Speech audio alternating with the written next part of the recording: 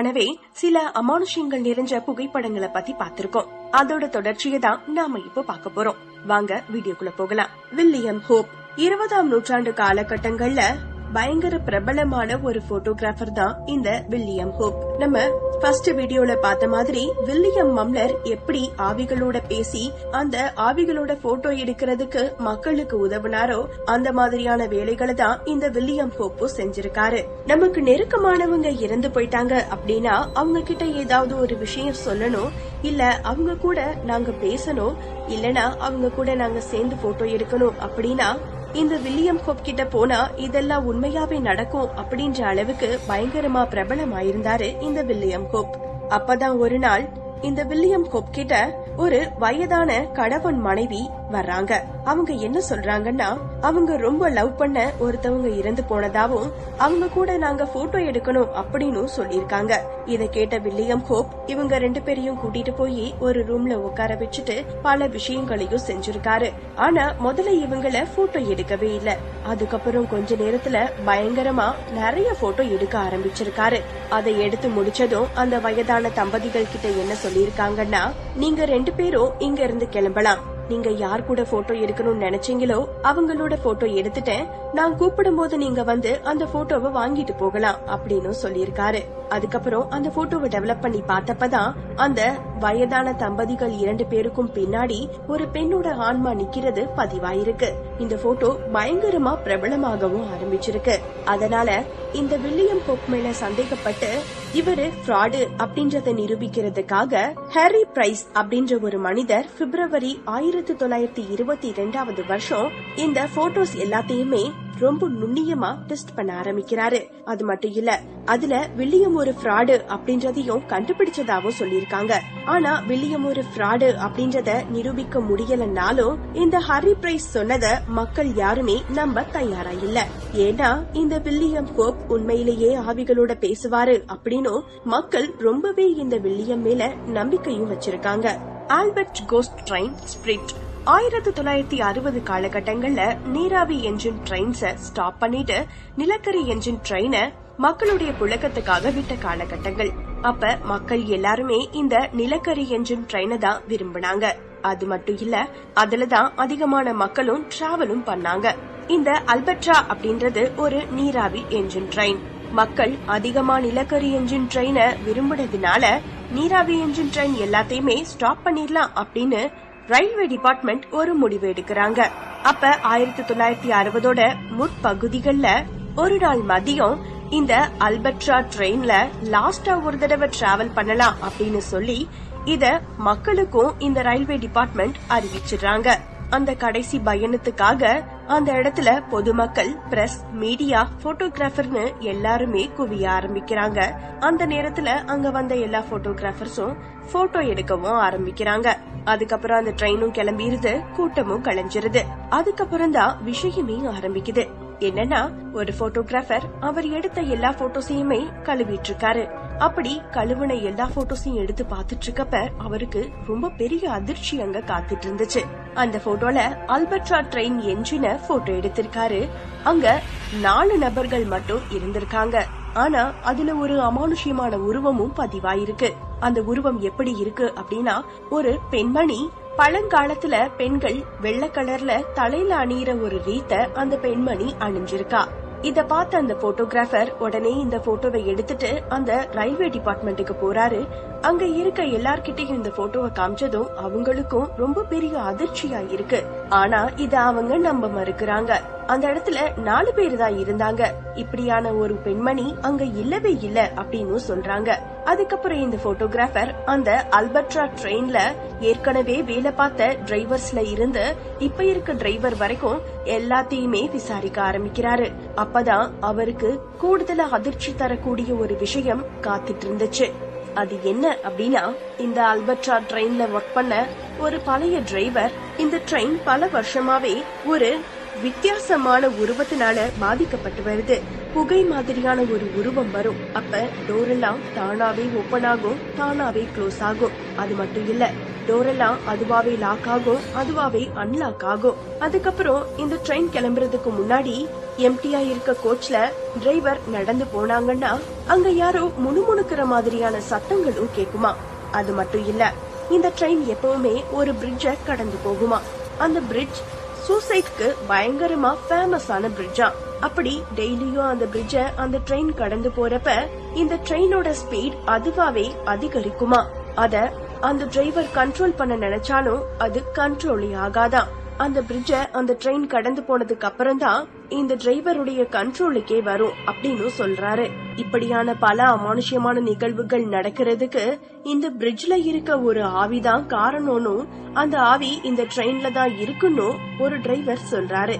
அப்பதான் இந்த போட்டோ பயங்கரமா பிரபலமாக ஆரம்பிச்சிருக்கு.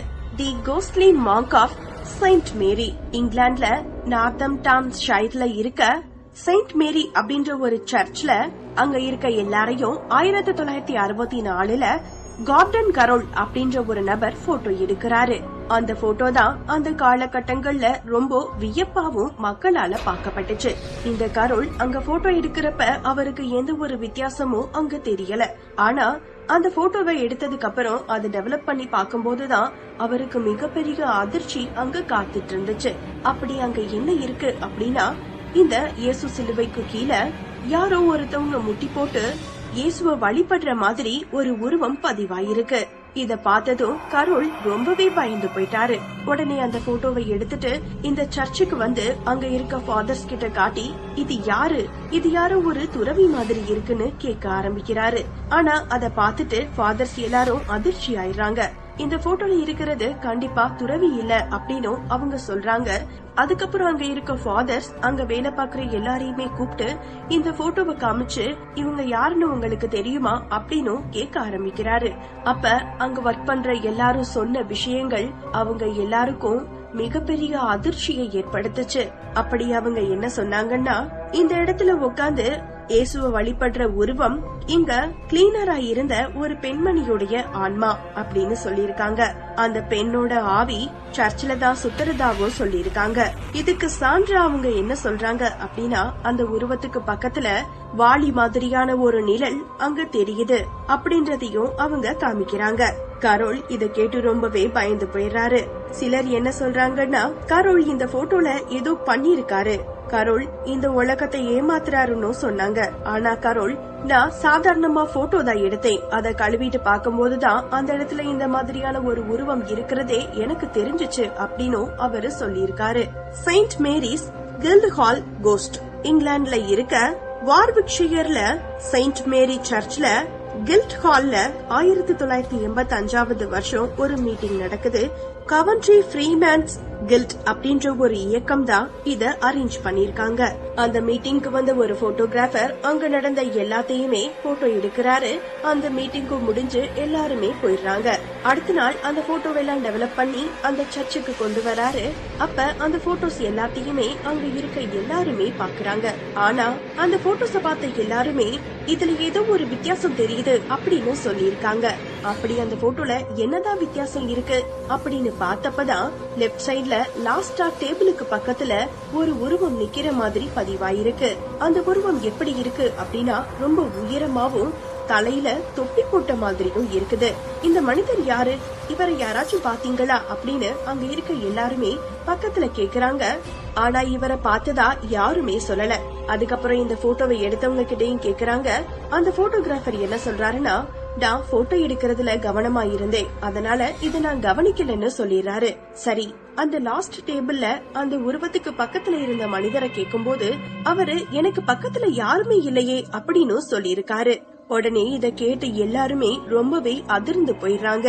அப்பதான் அந்த கூட்டத்துல இருக்க ஒரு நபர் மட்டும், கண்டிப்பா இது ஒரு ஆவியோட உருவம் தான் அப்படின்னு சொல்லிருக்காரு.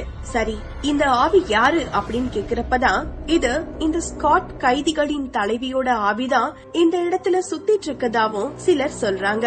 அது மட்டும் இல்ல, இங்க ஒர்க் பண்ற எல்லாருமே என்ன சொல்றாங்கன்னா, இந்த சர்ச்ல ட்ரெஸ் வைக்கிற ரூம்குள்ள போனாலே எங்களுடைய மனசு ஏதோ ஒரு பயங்கர குழப்பத்தினாலையும் பயங்கரமா சோகத்திலையும் இருக்கும். எங்களை அறியாமலே கண்கள்ல இருந்து கண்ணீர் மழை மாதிரி கொட்டும். எதனால நாங்க சோகமா இருக்கோம், ஏன் இப்படி இருக்கோன்னு எங்களுக்கே தெரியாது.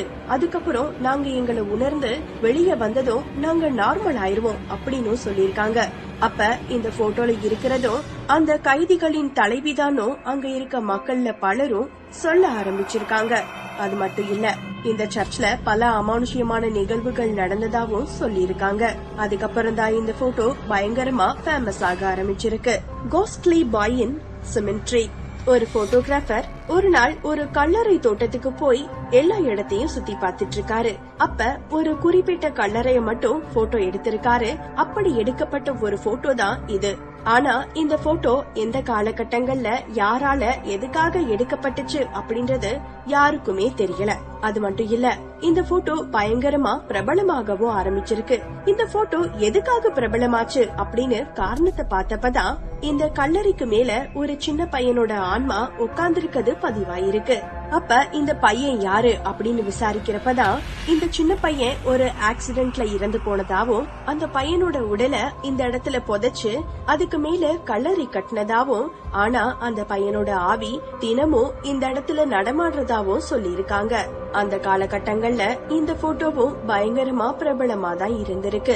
இன்னைக்கு நம்ம பார்த்த இந்த 5 புகைப்படங்களை சிலர் இத உண்மைன்னு சொன்னாலும் சிலர் இத பொய்ன்னு கூட சொல்லலாம். ஆனா உண்மையாவே ஆவிகள் இருக்கு அப்படின்றதுக்கு அந்த காலகட்டங்கள்ல இருந்து இந்த காலகட்டங்கள் வரைக்கும் இது ஒரு சிறந்த உதாரணமா தான் இருந்துட்டு இருக்கு. இன்னைக்கு பார்த்த இந்த 5 புகைப்படங்கள்ல எது உங்களுக்கு ரொம்ப பிடிச்சிருந்தது? உங்களோட கருத்துக்களையும் நீங்க கீழே பதிவு செய்யலாம்.